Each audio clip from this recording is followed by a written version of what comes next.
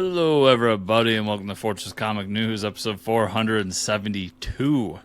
I'm one of your hosts, Chris. I'm also my co-host here, Mike. Hey. How we doing, Mike? Good. Decided to stop in for a minute. In between all the interviews you've been having. Yeah, things are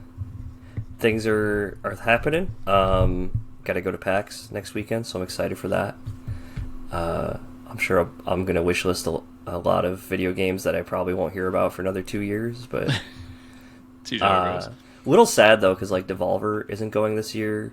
I think you and I could talk publishers, but I don't know how many people know. But like Devolver, I think Behemoth isn't going to be there. Chucklefish, there's like a top. Those are like probably my top three that I'd like to see there, but I think they're not having a booth this year. And Devolver used to be huge there. Oh yeah. Yeah, if you don't know Devolver, like, Google them. They've probably published your favorite quote-unquote indie game. Oh, yeah. Like, yeah. Binding of Isaac, right? That was their... I believe that's them, yeah. Yeah, so... But also been sinking... I know we talked about it last time, but sinking a lot of time into Pocopia, so I pulled the trigger on a... Is it Pocopia or...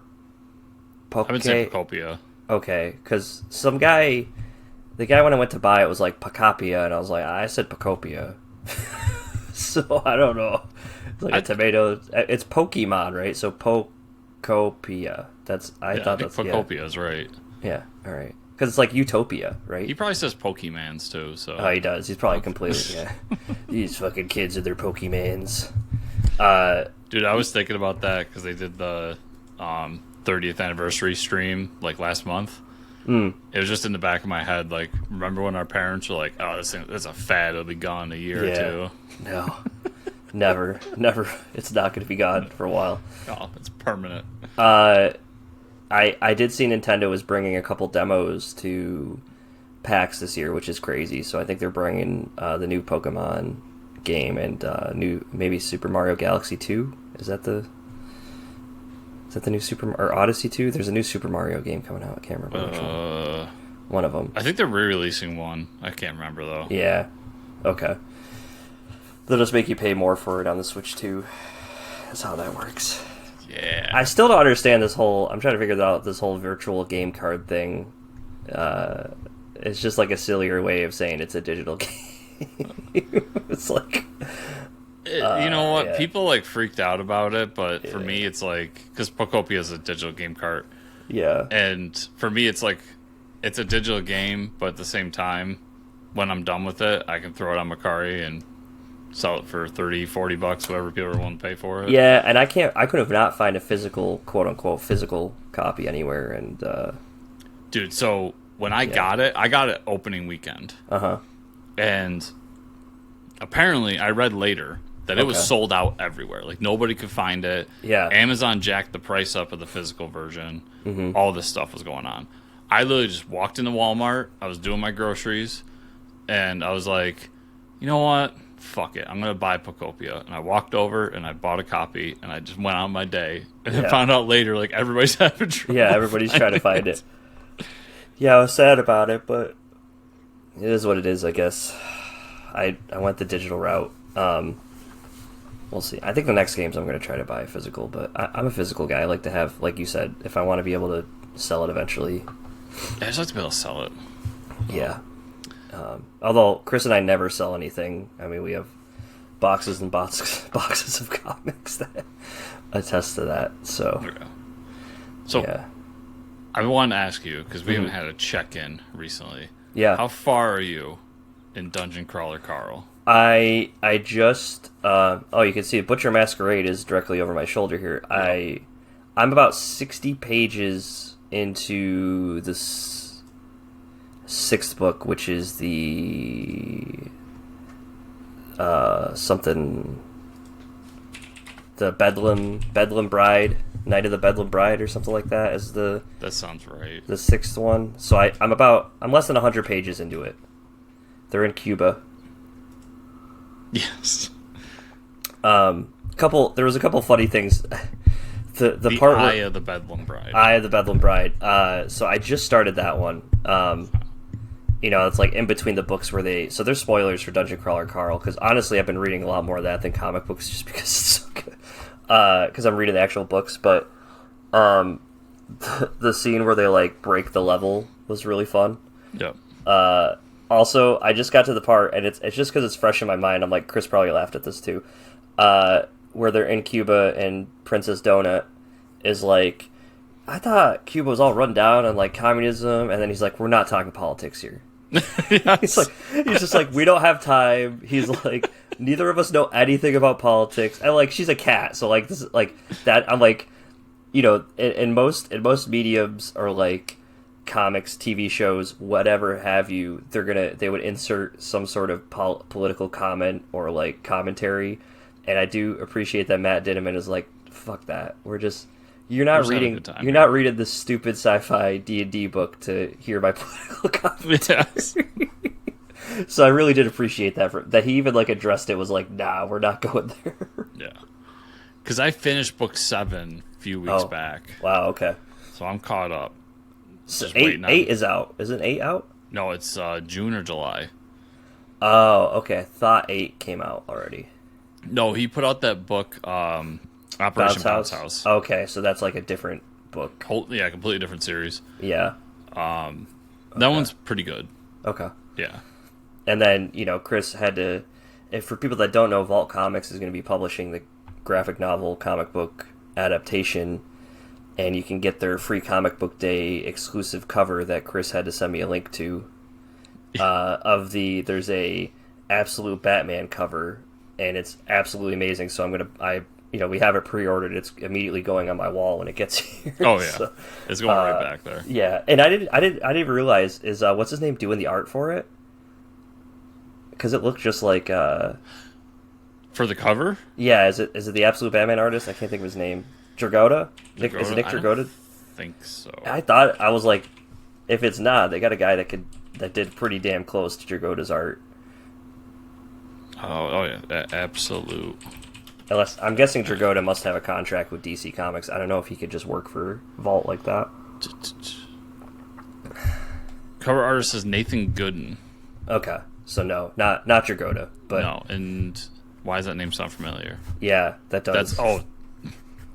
That's the artist for Barbaric.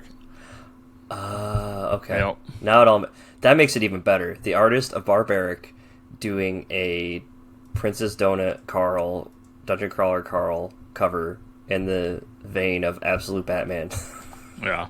It doesn't get better than that, folks. If you're a comic book fan. Yeah. There's going to be, this is the free comic book day exclusive variant that they're selling. This is going to, not this cover, but this book is going to be available on Free Comic Book Day for you to try out too. Super and it's fun. them printing the webcomic that Dinniman did with actually I think he did it alone. I didn't even know he had a webcomic.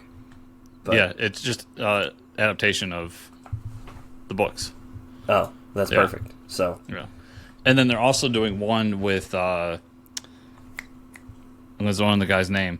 But Brett Bean's doing the art, and it's based on a character you're going to meet in book 7. Okay. Wow. So a character I haven't met yet, 6 books.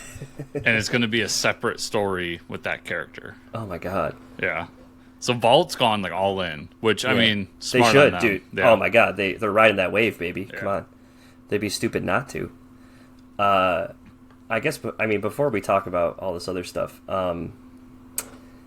I did read or watch, I can't remember what I did with my eyes, but the season 2 of One Piece live action came out.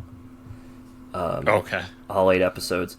And again, this is my thing about One Piece. I like anime. I've never watched One Piece beyond, I think, like the clown guy, Buggy, or whatever the clown guys. So I just know there's too many episodes in the anime. I don't want to read the manga. There's too many chapters. So the live action is perfect for me. And the characters that show up in the second season, you have I don't know any of these characters, Chris. So like they pop up and I'm like, oh, that's really cool. And I've talked to people that like watch One Piece and they're like, oh yeah, this is so and so, and oh, do you don't want me to spoil this for you? I'm like, dude, I don't even care. Like I don't know who half these people are. These pirates show up, these assassins show up. The second season's a lot better. There's like this Assassin's Guild. I don't know if you know anything about this, but they all have different names, like Mr. Wednesday and Number 7, and they all have like different powers and stuff. So that's part of the season, is they have this like princess that's traveling with them. And dude, some of the episodes are like really heartfelt. There's like a really sad episode where this whale is trying to get back to his friends, so he's just like headbutting this like mountain to try to like get through the mountain, and he's like all scarred on his face because he's gonna keep headbutting the mountain until he either dies or like gets through it. There's some like crazy sad stories. But Joe Manganiello gets revealed as the head of the Assassin's Guild. He's gonna be in the season 3. David DeSmallchin plays one of the villains. That's really creepy. He's just like known for playing these wacky, creepy guys, and his character is really crazy. Yeah, it's a lot of fun. It was a wild ride, and then they introduced this character Chopper, and Chopper is like, I don't know if you know who Chopper is, but if you've seen any One Piece art, besides like having Nami there with her like huge boobs is what they usually do. They usually have Chopper, who's like this cute little reindeer guy. And he's like a mini little reindeer that has like these powers where he can like turn into a beast and stuff. Stole the show like the last 3 episodes. The animation was really good, the CGI, but like you can tell he's like, and he becomes part of the crew, so he's like that introduction is really cool, really fun character.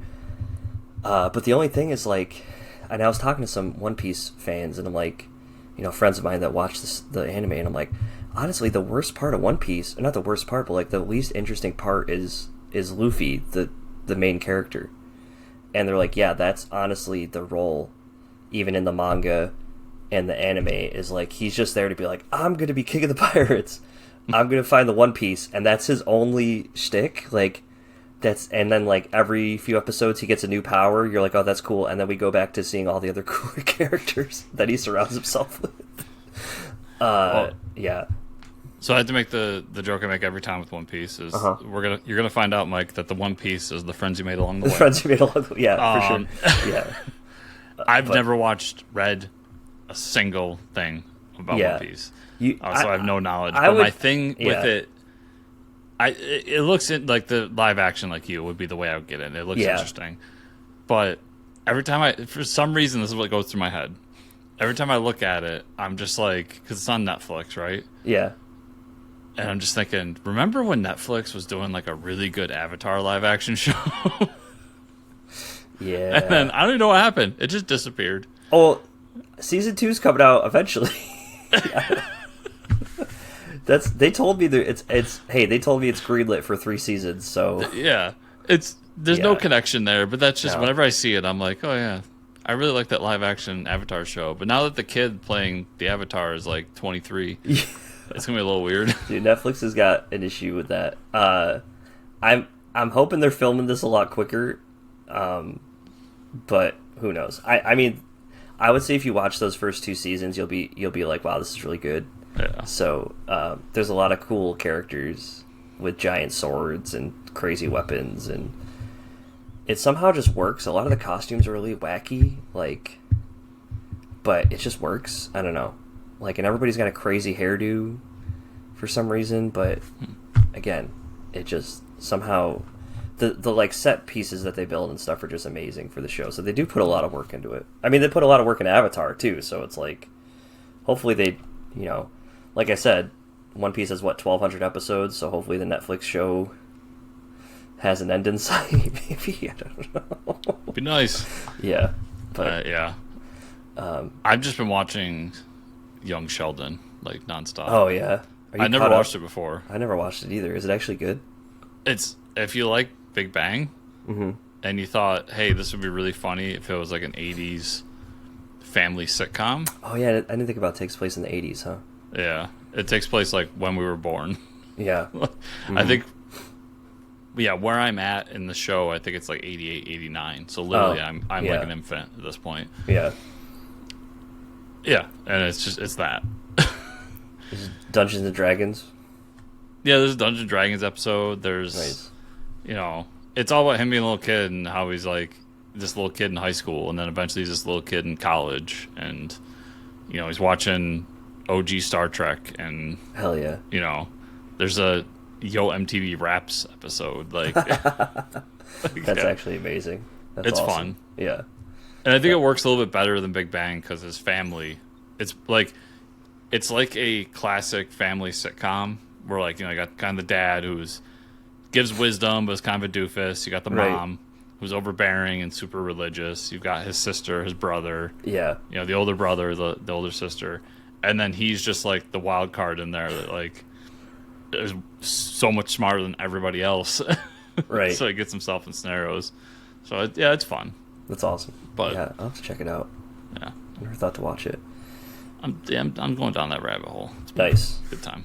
We'll talk about Invincible in a second, but Netflix and Dark Horse Entertainment announced that they're making a Powers animated series. Interesting. Do you remember the Sony exclusive on PlayStation Powers? Mike, I never forget it because the Sony fans like to make fun of Xbox for the Xbox One reveal, and they deserve to get made fun of. But they forget that Sony did the same fucking thing. Yeah, right. Oh yeah, big time.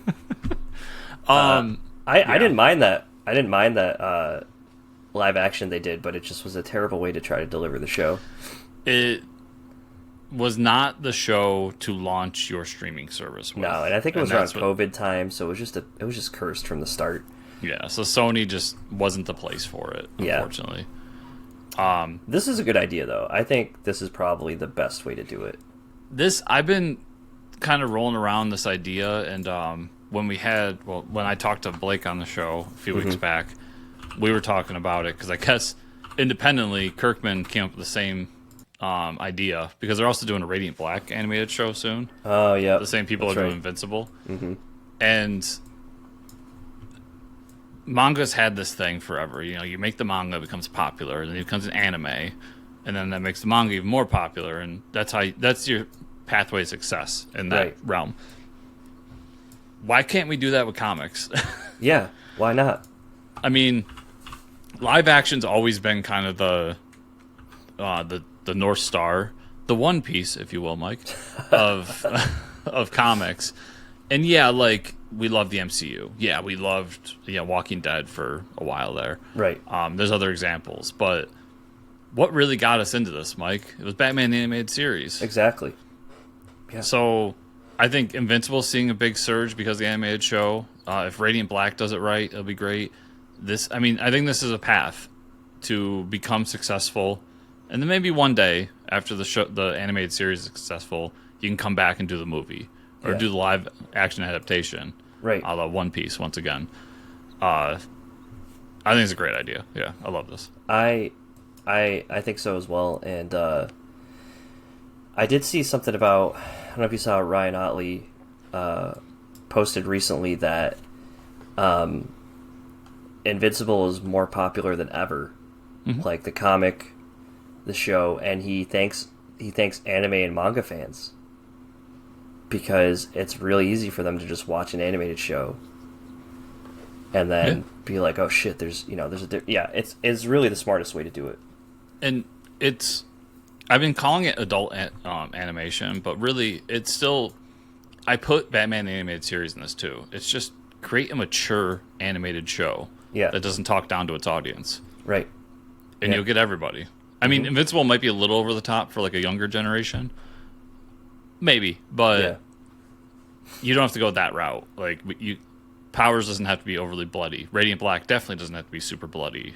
Right. Or, but they can do sophisticated stories that don't talk down to their audience. And I think that's going to be a pathway to seeing success with your IP. Yeah. No, it makes the most sense.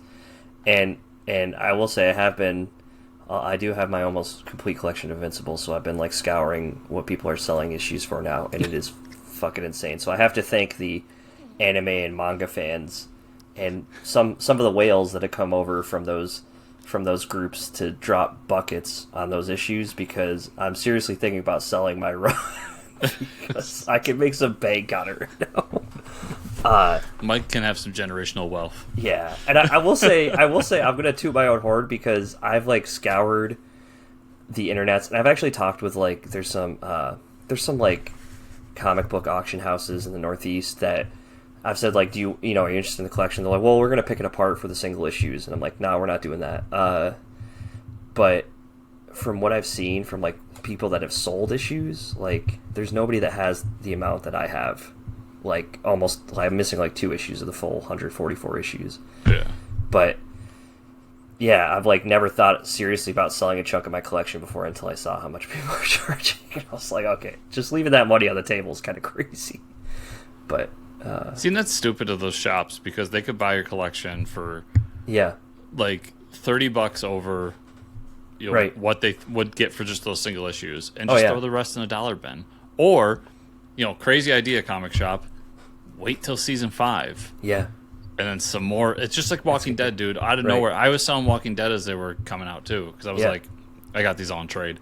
Right. And Michonne shows up. Everybody wants that first appearance of Michonne all of a sudden. Yep. That's how it goes. It's so obvious that, those shops are not, they're not thinking 2 steps ahead. Yeah. Okay, so Invincible Season 4 is out. First 3 episodes. Chris and I were talking a little bit. Just a heads up, folks. Each episode is an hour long. Yeah. So it's a lot of Invincible. I do like that they released each, because I mean they're each focusing on like where are they now kind of thing. First episode is really good. Focuses on Invincible and how he's dealing. We get Super Dinosaur. That episode. So I was like trying to figure out where we are. I'm like, is this issue 50? And then Super Dinosaur shows up. I'm like, this is issue 100, isn't it? Like, so we're kind of all over the place now. It's all over the place because the suit is after issue 50. It's like 51, right? I think issue 50 is when Bulletproof becomes invincible. Yeah. And then that lasts like an issue or 2. Right. And 51, because I remember it says like the 51st issue, and it shows him with his new suit on the cover, if I remember that. Yeah, comic. Probably, yeah. Yeah. So, and Super Dinosaur is that amazing cover of 100, like where he's like shredding Invincible to pieces. So I'm sure he's going to come back, right? But and then we start to see the fallout of Robot, where he's like, there's a little bit of like between him and Britt, there's a little bit of tension, but you can see that he thinks that his way is the best way, and so that's where we see the cracks start to form, where he becomes like this big arching villain in like the last, I don't know, that goes on for a while, like 40 issues or something like that. So that's the first episode. Second one I really liked, of Nolan and what's his name? Alan going around looking for people to fight with them, and then hooking up with his wife. that was really good.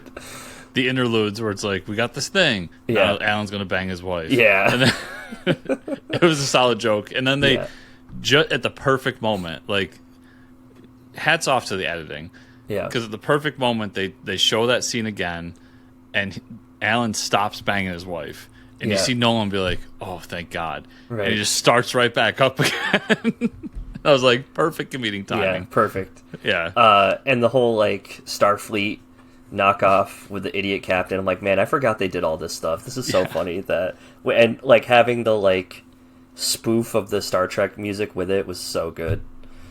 They did a great job with that. And, I just thought it was a lot of fun. And then...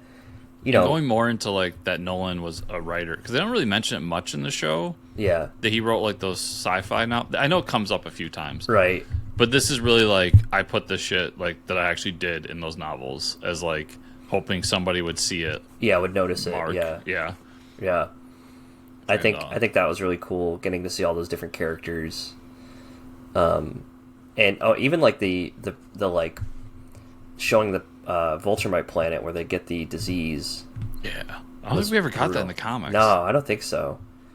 But that was brutal. That was awesome. Yeah, I love that sequence. And Nolan, like, because I remember when it first started, I'm like, why does he look just like Mark? Yeah. And it's revealed after a while that's Nolan. I'm like, oh, okay, it makes sense. It's just Nolan. But him at the end of that sequence when they're throwing the bodies out of the airlock, and he just grabs his father's body and looks down. I'm like, oh. Yeah. Like tugging for those heartstrings right there, Yeah, man. dude. That was crazy. Yeah. Really good episode. And then the third one, we talked about. We're not finished with the third one yet, but that seems to follow like the B-list villains, I guess, from when I started.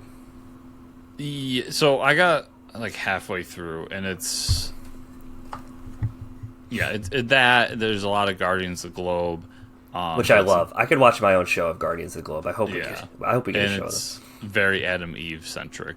So Yeah. it won't surprise you. It's like a very important part of the comic story arc, what happens to her. But it's interesting that we're finally there, and like they're gonna do it. And yeah, but I gotta finish the episode still. I only got halfway through, and I was just like, I've watched 2.5 hours of Invincible. I need to like go.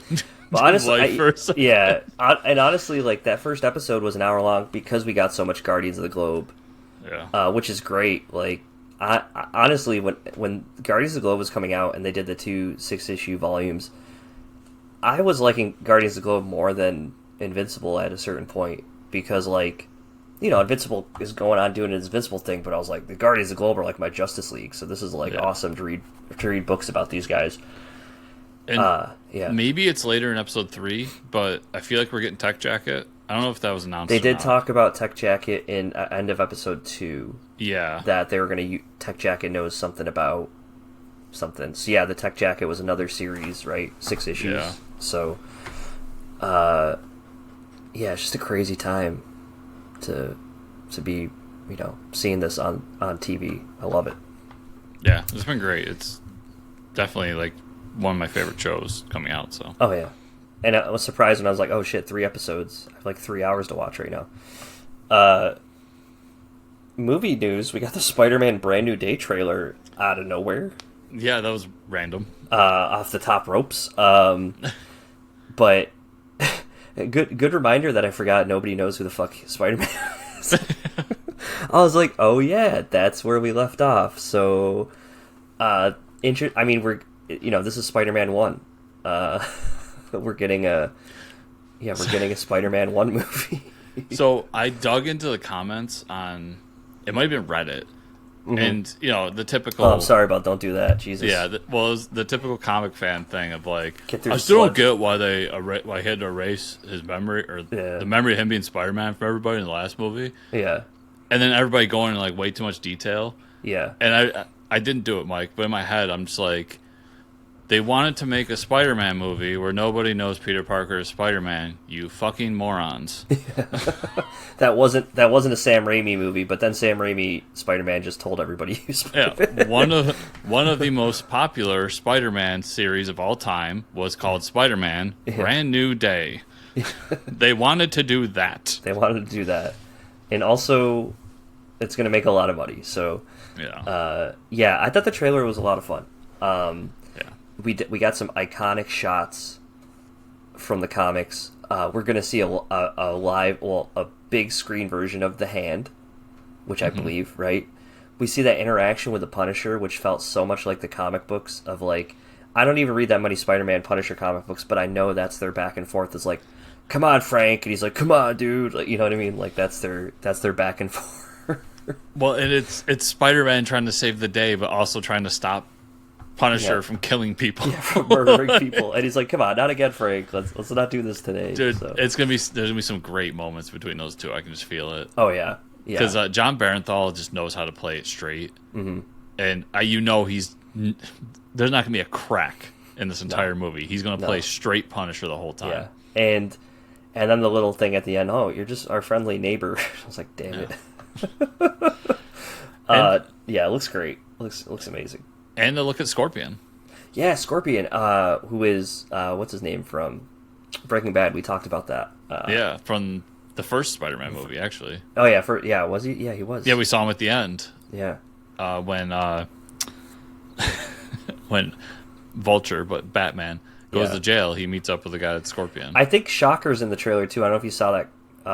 That's like one of the iconic comic covers is like he's swinging, and it looked like Shocker is like flying up behind him, so I think we're gonna get to see quite a few like classic rogues gallery of Spider-Man. I hope so, at least.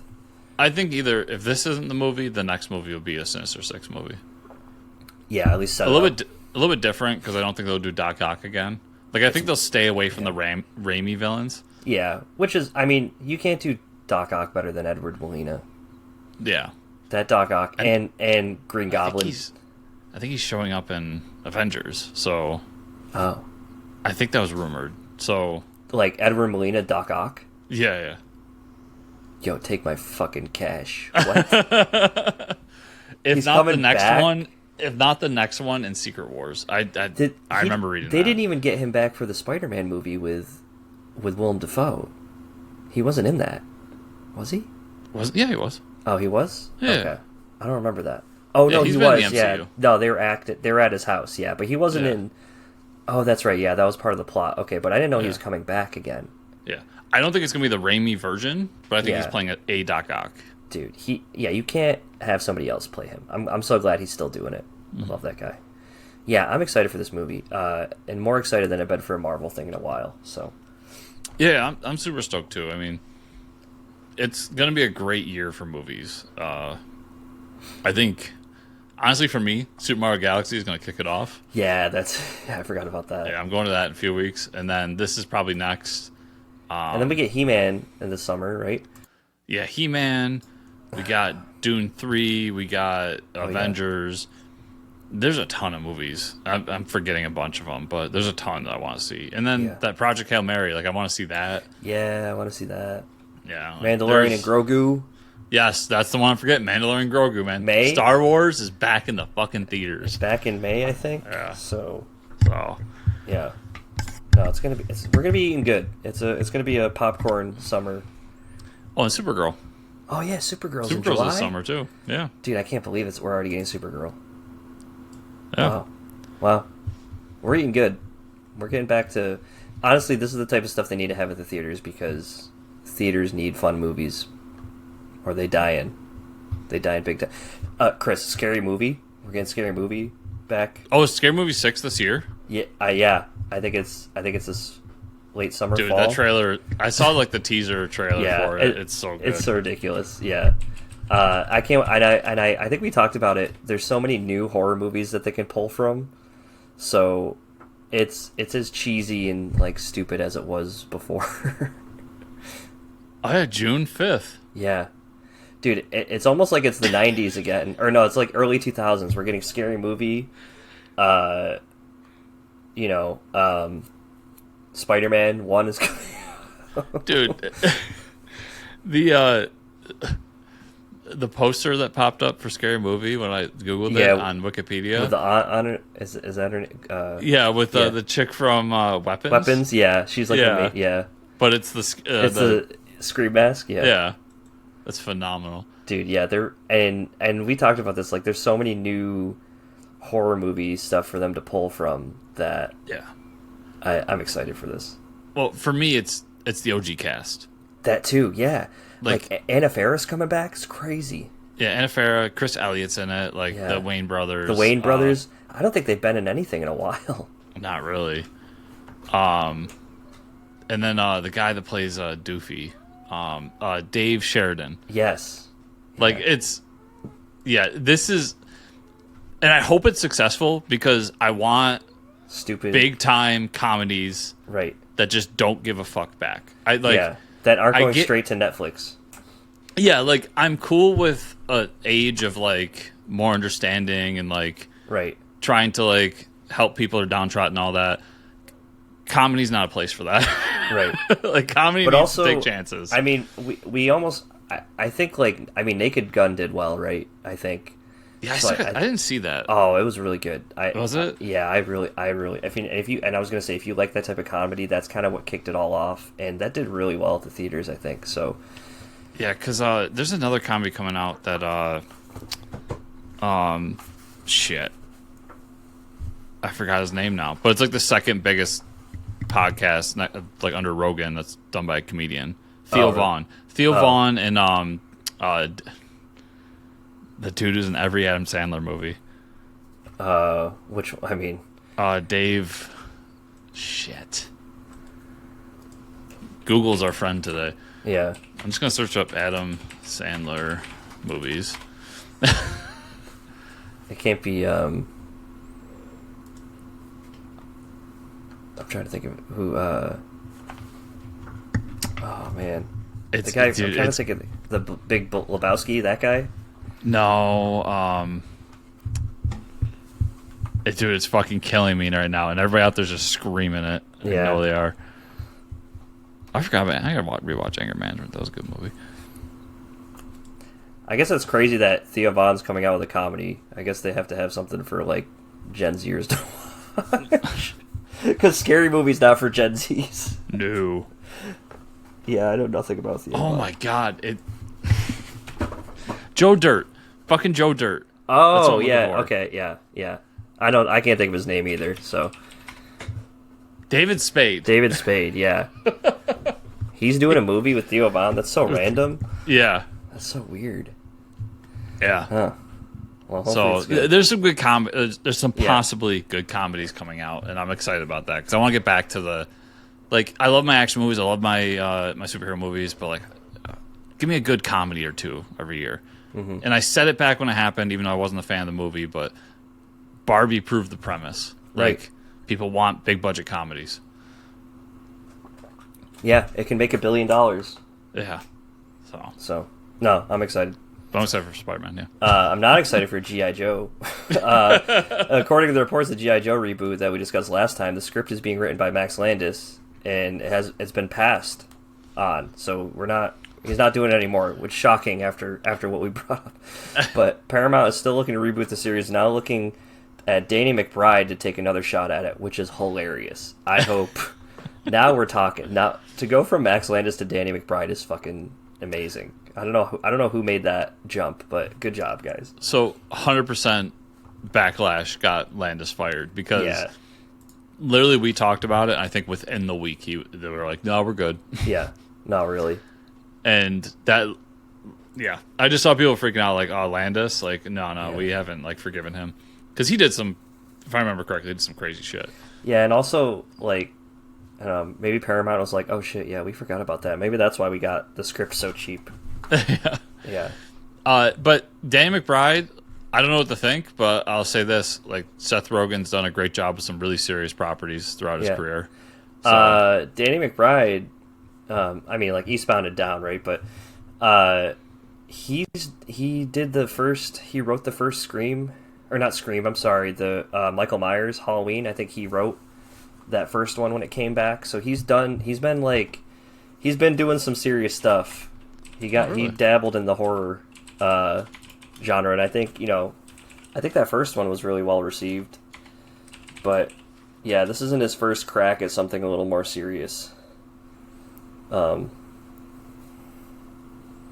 Chris didn't know Danny McBride was one of the writers. Yeah, okay. Yeah, so he's got some, and that's Halloween is a pretty huge franchise. Yeah. So I would say probably almost up there with G.I. Joe, just because G.I. Joe hasn't had anything in a long time. So it's interesting. So I guess he has the chops, and I don't know about it yet. But yeah, and it was at a time of a lot of comedy writers were doing horror stuff, which was kind of interesting. But no, I think he nailed it. So my connection was Seth Rogen's been doing a lot of good stuff in the series space, especially in the comic space, and I like his writing. And I know those two are friends, so I believe it. This time Mike has a cat. Yeah, we both have female cats that get very angsty when you don't give them attention. So you just kind of have to let her sit in your lap for a little bit. Let's jump to comic news. Comics. Any X-Men 97 fans out there, we got an announcement from Marvel that Season 2 is coming this summer from writer Steve Fox and artist Selva Epson. Season 2 will lead directly from the end of the acclaimed first season as the start of the upcoming Season 2, setting the stage for the time-sprawling saga that awaits viewers, exploring the season's biggest plot threads and spotlighting the major new characters and teams joining the cast. Extinction Day has come and gone, and your favorite X-Men are lost in time. Spinning out of Marvel Animation's X-Men 97 series, follow the X-Men left behind in a world that haunts and hates mutant kind. Can they survive? And just where or when are the X-Men now? No X-Men 97 fan can miss this one. Did you read the first comic they did? No. Oh, okay. I just watched the show. Yeah. I was gonna say I don't know how many people are getting into this. Yeah. But good on them if they are. It's got to be making money if it. Yeah, if they're doing a second one, so Yeah, it so- had to be successful, I would think. The show's good. I'll watch season 2 of the show. Yeah, Like, no question. But yeah. to read another comic right now, it's just too much, folks. We just got too much to read. I literally, I sat down and I made some tough decisions the other day of stuff I got to cut. Of like cutting stuff. Yeah, and so I've said it once. I said it a billion times on the show, Mike. You can't just be good. No. Be on my pull list anymore. Yeah, it's got to be an epic comic for sure. Yeah, because it's. I mean, don't get me wrong. I signed up for Stop. for the DC Infinite, like comic readers thing. Yeah. So I'll still be able to read a lot of these books, and the Marvel Unlimited one. I'll still be able to read a lot of these books. It's just now I gotta wait like a month or two to read them. Yeah. but right. yeah, if I'm buying physical anymore, it's gonna be really tough. There's a lot out there, especially when you got books like Archie and Evil Dead coming out. Archie and Army of Darkness. Like, how can you pass that book up? Dude, when I went to get my books Friday, he had some of the blind bag Archie Evil Dead on the really? counter. I almost Yeah. bought one just to be like, it'd be hilarious if I pulled like the 1 in 1 million cover. And I didn't even know they had a blind bag version because I've been reading digitally, but I need to buy do. that now. Oh, man. I didn't know either until Friday. That's awesome. Marvel announced another Fantastic Four First Steps tie-in comic titled Fantastic Four First Foes, Shah LaBall, from writer Charles Soule and artist Mark Buckingham. The origins of Shah LaBall. Years ago, in order to save her planet, astronomer Shah LaBall gave up her freedom to become the sustenance-seeking herald of the intergalactic devourer of worlds, Galactus. Now, for the first time, learn the secrets of her transformation, her journey, and the horrifying decisions that she had to make. That they kind of already touched on in the movie. And the timing of this release is very strange. It's almost like they had it in the chamber and were like, well, just fuck it. We'll put this one out. And I listened to an interview with Dan Slott, because he's doing the other one that we talked about weeks ago or months ago. Mm-hmm. And he said there's like a whole slew of these in the pipeline. Oh, really? Yeah. He's like, oh, yeah. And I found out why these are happening now and why they're getting the best writers in the industry, Mike. What's that? Because Marvel sent them all to the set, gave them like a whole fucking week of be a superstar on set, meet Hollywood people. And that was them, quote unquote, researching for these books. So, yeah, because when I saw Charles Soule on this, I was like, man, that's a big name. And Mark Buckingham at art, like, those guys could do big titles. So I was shocked to see them there. But yeah, I mean, and it's kind of like a give me story, right? Like the story's already been done, and it's there, and they're gonna stretch it into how many comics? Yeah, my only complaint here is I wanted more of the story of Shia LaBeouf in the movie, because I wanted them to justify the change they made a little bit more. Mm-hmm. And just throw it into a comic after the fact is like, okay, it's a little half-assed if you ask me, but yeah, the timing is just off too. Like, oh, this thing about this movie that came out over 6 months ago. Yeah, these should have been out either prior to the movie or like just as the movie was coming out. Yeah, I think we're a little late on them, but once again, they must be making money. No, for sure. Yeah. Abrams Publishing has licensed for Marvel and John Byrne an unpublished version of the X-Men that Byrne worked on. After his exit from the series, the new comics will be published in 3 volumes and be called X-Men Elsewhen. The first volume being solicited and distributed through Lunar currently. So that's an interesting article. It is a very interesting name.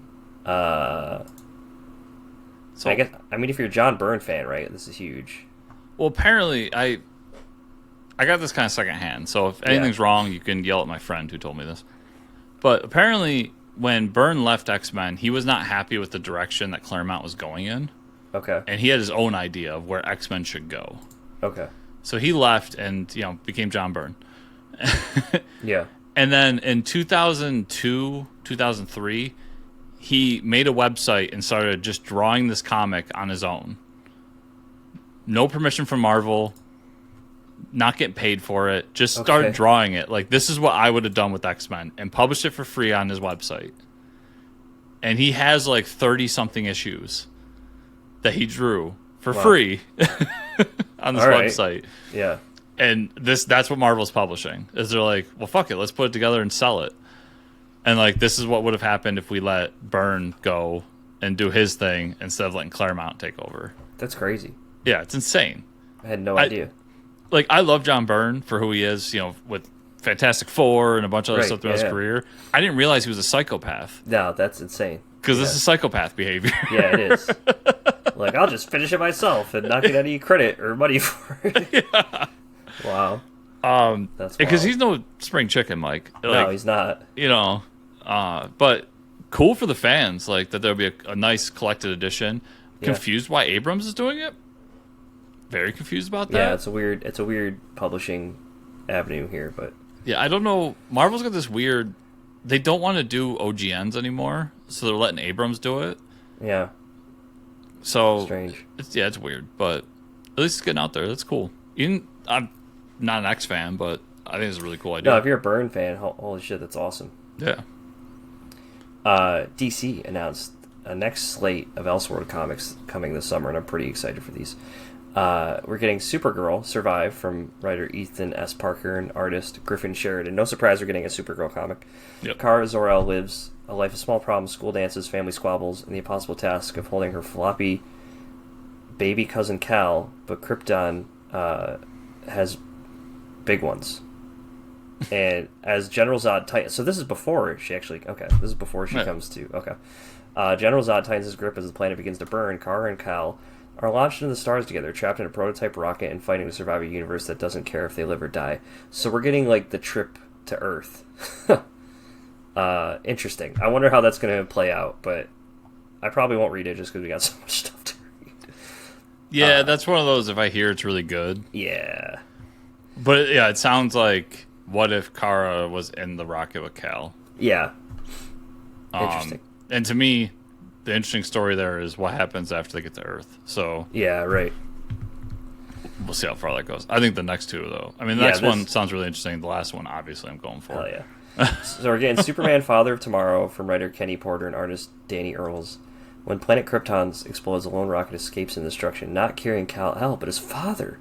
Jor-El crash lands in Kansas, where a kind couple takes him in. He adjusts to life on Earth. Jor-El discovers he can help his new home, but not only his powers, but his brilliant mind. This is the story of the Man of Steel and science and the world he saves. Now this is pod racing. I am excited for that story because, you know, science and brute, why not?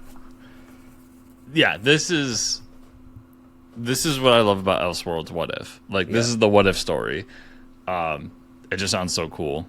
And when I said last time, like, the interesting story is when she gets to Earth. Right. I'm kind of more interested in, like, why the fuck is Jor-El in the rocket and not Cal? Nobody else. Yeah. Like, is he just a dick in this version? Yeah, right. He's like, oh, this baby isn't going to do anything. Let me jump in. Yeah. I'm smarter than this stupid baby. He's just a piece of shit father. Is that the story? But I'll, with all of these, I'll probably get them after they've completed. But, yeah, this one is kind of like, if not my 1B out of all these. And then this one, I mean, we're getting Dark Knights of Steel 2 from writer Tom Taylor and artist Otto Schmidt. This book was so amazing when it came out. So yeah, I thought the interlude book, the Valhalla one, was cool. Yeah, it was not the first series, though. No, it was not. The first series is so good. It is really good. And high fantasy with DC Comics. I mean, what more do you want? Yeah, and I just want to follow it more. I'm definitely going to be rereading the first volume here soon. Yeah, I think I have to now. Yeah. Because it was really good. Image Comics announced a new series titled M1, Monster Racing League, from writers Robert Wyndham and Lily Wyndham, and Mike's all-time favorite artist, Jai Lee. My all-time favorite artist, Jai Lee. Hold on, so Jai Lee's doing a racing book? Can he even draw tires? No, he can't. There's not one tire in these... Okay, he drew half a tire. Do you see that? Probably because, look it. I was gonna say he can't draw uniform circles. If you look at this, if you look at the page they're showing, one of the tires is like melting, and the other one's covered up by smoke. I'm not convinced that Jai Lee can even draw a full tire. Everybody, just so everyone out there knows it, I put this in the notes for this moment right here. Oh my God, why are they even letting him? He's still trying to find his shtick. Like he hasn't found his genre. If you can do if there's a book out there about melting cheese, that would probably be the one that Jai Lee would draw. Anyways, M1 Monster Racing League tells the story of a 17-year-old diehard racing fan named Dev, who ends up moving to Japan with her father. Japan is a whole new place for Dev, and at first she isn't sure how she'll cope with being taken away from everything she loves. That all changes when she discovers an underworld of street racing that's far more than initially seems. So it's Tokyo Drift. I was gonna say, I sent you that one because I wanted your comments on the art itself. But on the Image website, yeah, where was it? They have the best comparison. I'm like, Mike would love this book if it wasn't drawn by his most hated artist. I know. It's got to be like Fast and the Furious meets. Yeah, it was Fast and Furious meets something else you love. I'm trying to think. What would it be? Well, 17. Let's see. 17-year-old racer. Outside the comic book. Japan. Home place. Sure, else could be take away everything she loves. I don't know. Maybe like He-Man. Probably not He-Man. Oh, here we go. Here we go. When 17-year-old Dev moves to Japan, she stumbles in an underground world of illegal street racing, where speed is power, and mutation wins championships. The high octane sci-fi drama set in a near future Tokyo is Fast and the Furious by ways of K-pop demon hunters Arcane and Akira. I mean, it sounds great, but I will not. My eyes will not look at another page of that art again. For the record, I'm not a Jai Lee hater like Mike. No. I think he has his time and place. Do not compare his art to Akira, please. Yeah. And don't make him draw race cars. What are you doing? Whatever. It's just crazy. They just keep throwing him into stuff that just doesn't make sense.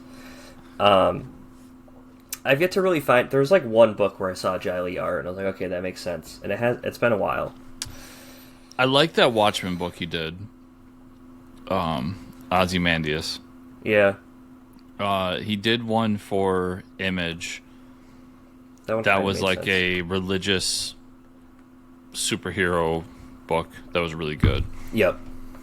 But I think your hate, and this is something I agree with on you, but your hate begins with the Batman Superman book he did. Yeah. And I agree with you because he's not the guy for big two superheroes. It's so sad because that story was so good. Yeah. Dark Horse announced a new series titled Witness Point from writers Nathan Fillion and Heath Corson and artist Sue Lee. So cool, Nathan Fillion. Welcome to Baraboo, Wisconsin.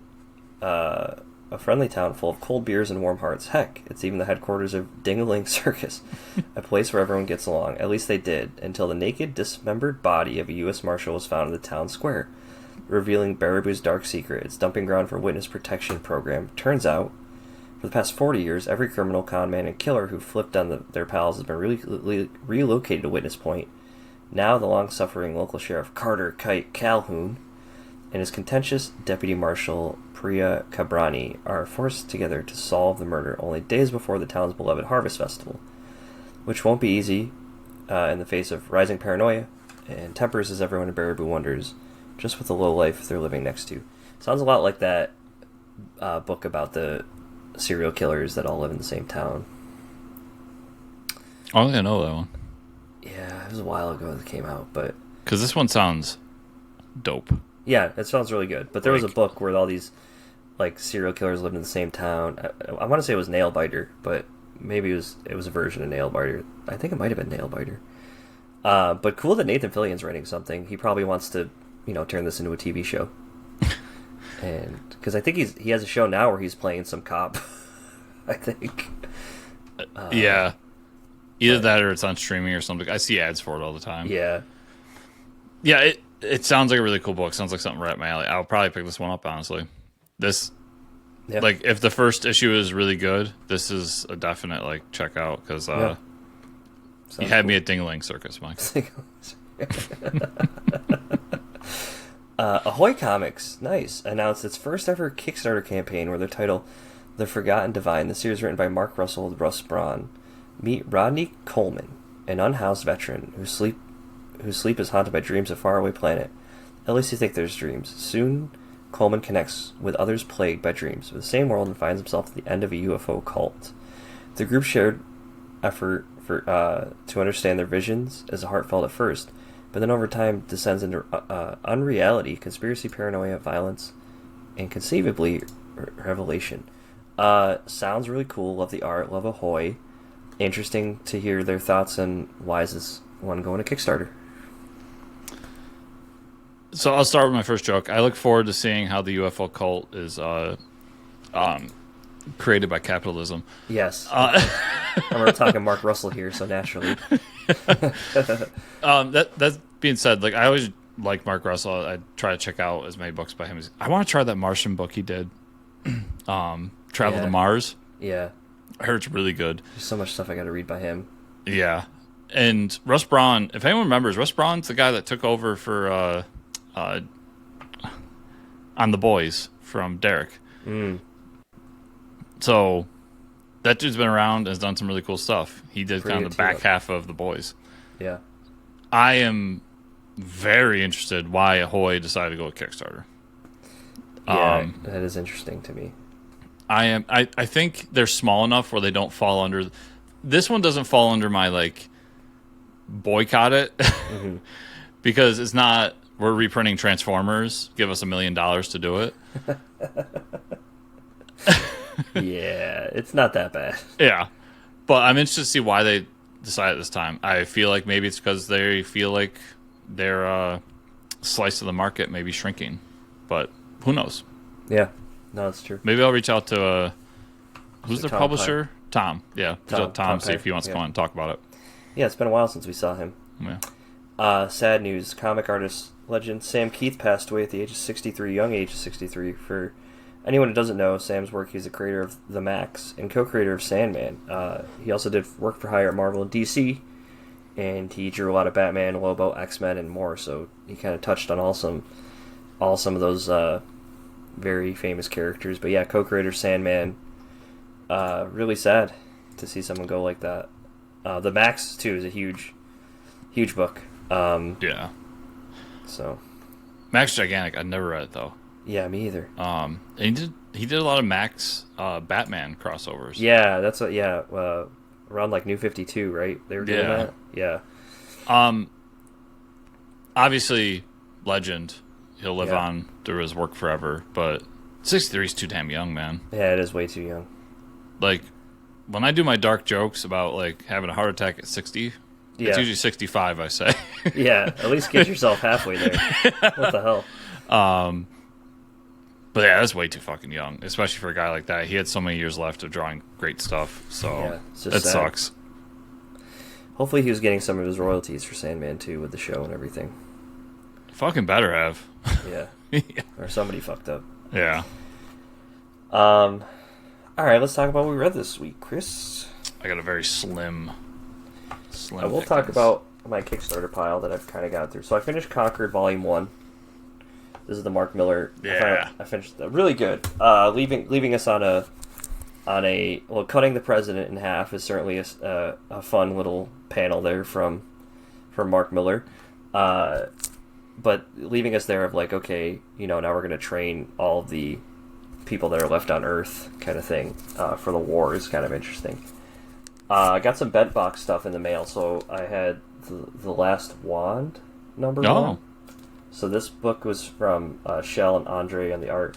Really great art, really cool fantasy story about these elves and this like elder god thing that shows up that they have to fight. That kind of changes their whole dynamic. And then I got from Mr. O'Hara, we got Refuge Chapter 1. Oh, this came in the mail. Really quick read because we talked about this. This is the no dialogue book. Really quick read, really cute, fun. The monster in this book is really interesting, and then it ends where you open up into this like fantasy realm, so it's really interesting to see where it goes. There's other monsters and stuff.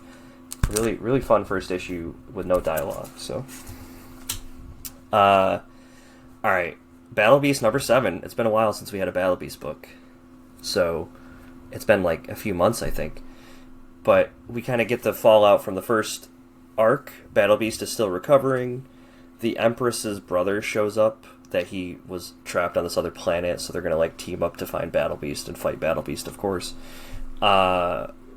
The prince that he's with kind of gets his body back, so there's the whole funny sequence of like, he's like, oh man, my penis is back, and all this stuff. It's really funny.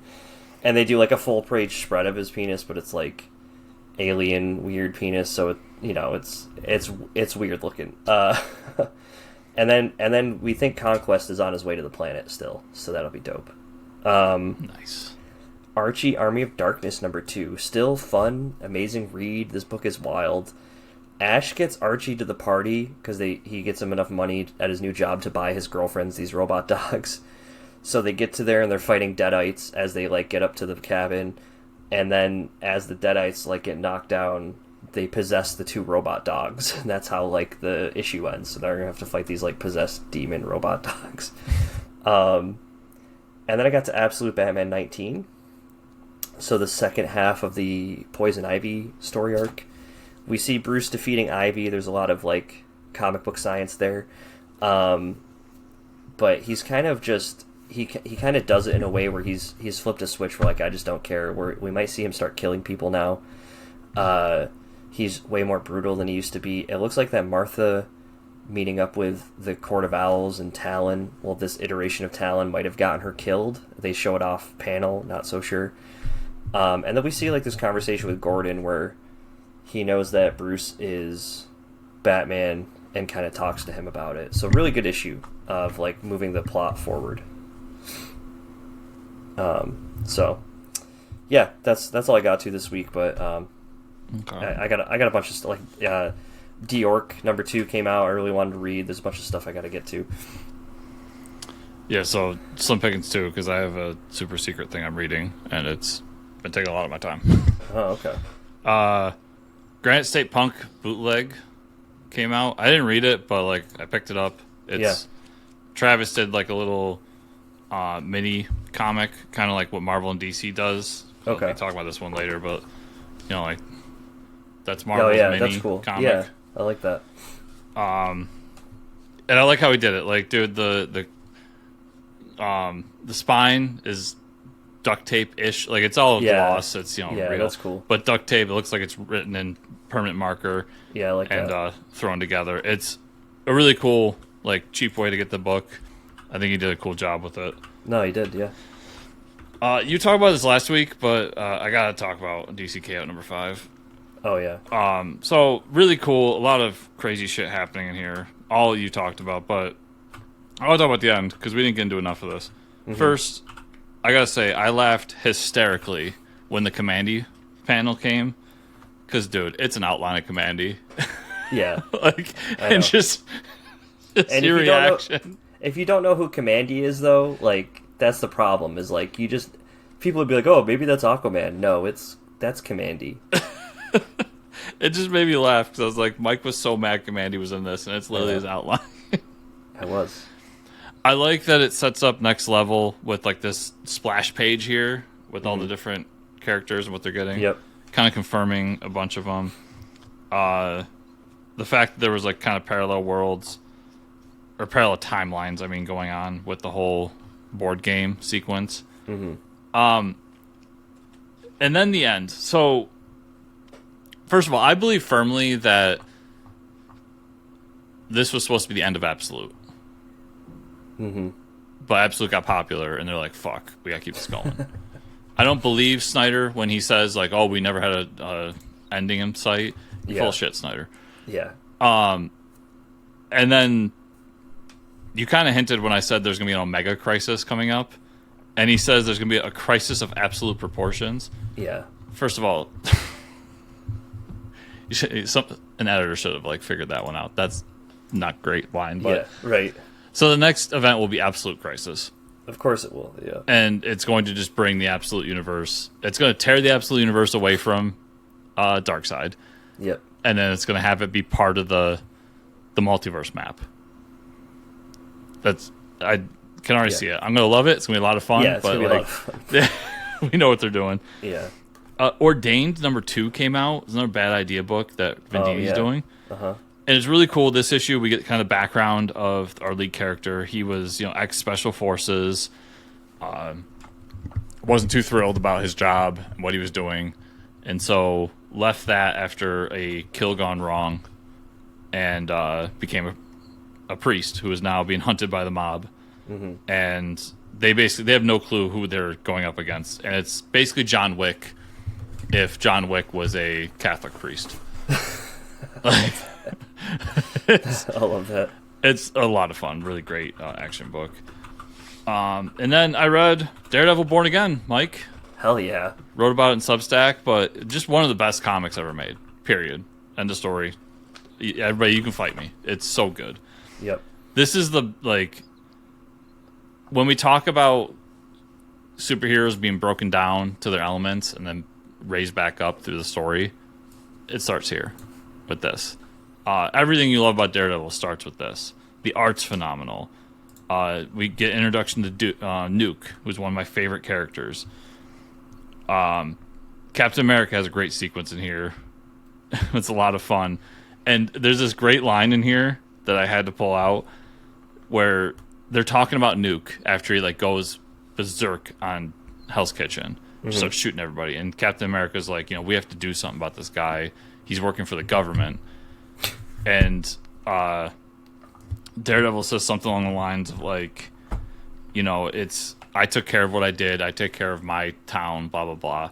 It's not my problem. And Cap just says, the problem is he wears the flag. If you remember, Nuke is the guy that paints the American flag on his face, Mike. Yeah. Mm-hmm. So he says he wears the flag. And Daredevil jumps away and goes, I hadn't noticed. Fucking great line. I love it. I love that.